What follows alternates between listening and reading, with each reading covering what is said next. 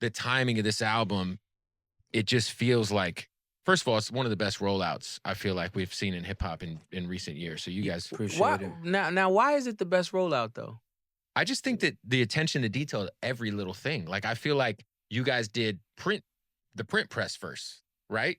And it was like, oh shit, okay. So this is just all an ode to rap, right? And rap journalism and Right. music journalism and like being critiqued and putting out your music, letting people hear your shit, right? Like facing your product. Yeah, you know what I'm saying. Getting in front of it, not throwing it and hiding. You know what I'm saying? Yeah, like, and you know, just building anticipation, man. Yeah. But just just actually, really just being like Malice said, being front with facing with your product, man. And I think that's something that we miss. I agree. Yeah. Something that we miss. I mean, I do. Like I think I asked about 2 weeks ago. Like, man, I wanted to see the reviews, and I think Gabe came as a PR. He came back and was like, it's only like 3 publications still doing that type of thing, and I'm like, man, like. Yeah, like we don't have the source mic system anymore. Right, like man, I miss all of that. Like you guys got a double XL.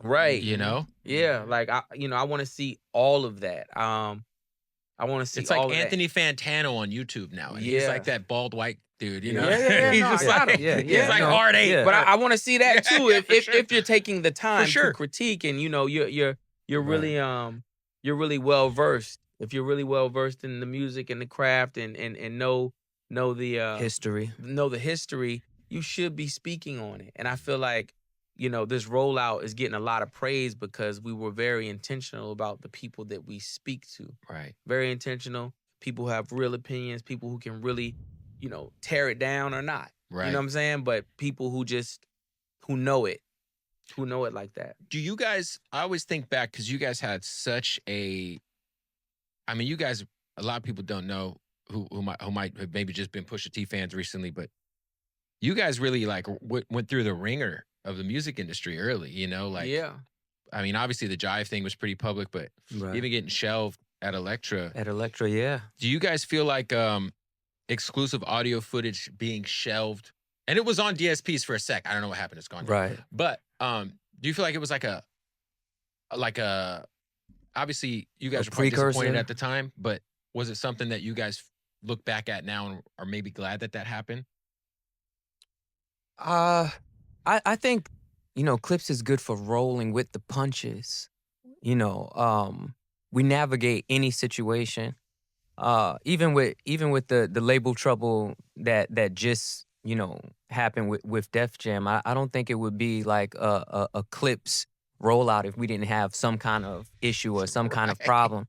And I think that's the good thing about it for the fans, and that's why the fans are so important to us, because they've suffered with us, having to chill and having to wait. And now that we come back together and we get to, give them this offering here, it means a lot. Do you, Malice, for you, obviously you're a man of God, right? Absolutely. First and foremost, man. And I wonder for you, was this itch there, like for you to be back in Clipse mode for a while? No, it wasn't.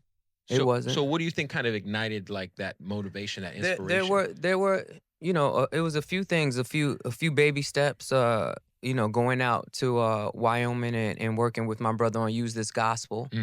That was right up my alley. Right. There, Dope record, by the way. I appreciate it. That's what's up. Yeah, I think so. Working with my brother on Nigo's album. Working on Push's album. Those were like little breadcrumbs that, kind of coaxed me. Right. Or whatever. But it wasn't an itch. It was just like the time was right. I knew that it could be done. And when those projects came out that I just mentioned, I asked my dad, I was like, what do you think about me rapping again? And he said, son, I think you've been too hard on yourself. And he's a deacon. You know what I'm saying? So to hear his perspective on it which I had never asked him that before. I had no reason to ask him Right. that because I wasn't doing anything.